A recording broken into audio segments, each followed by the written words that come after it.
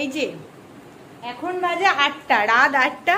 তো আমরা কোথায় যাচ্ছি বলো তো? আমার এই যে ড্রেস, ঠিক আছে, একটা প্যান্ট আর নর্মাল গেঞ্জি, আর আমার বড় মশাইয়ের ড্রেস দেখো সবাই, হাফ প্যান্ট আর গেঞ্জি পরে কোথায় যাচ্ছি বলো তো?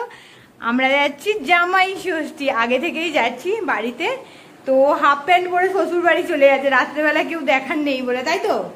বলো কিছু, ওই বলো কিছু।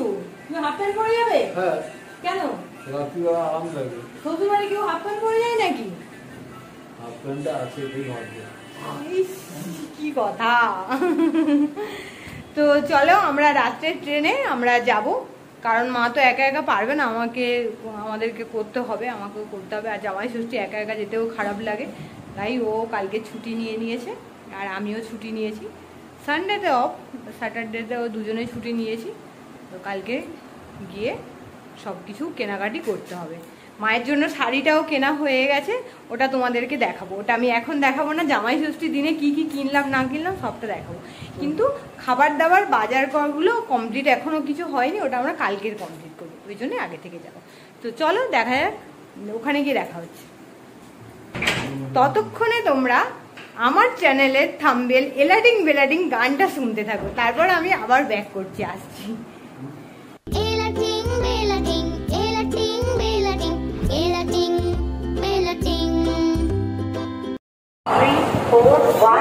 শিয়ালদা স্টেশন,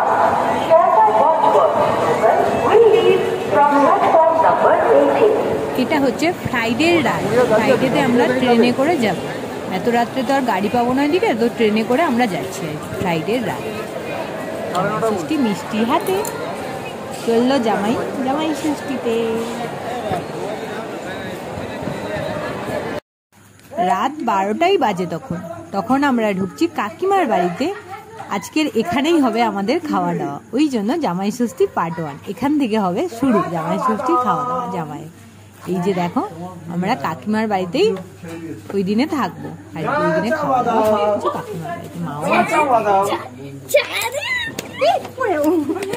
প্রণাম করো, আরেকবার প্রণাম করো,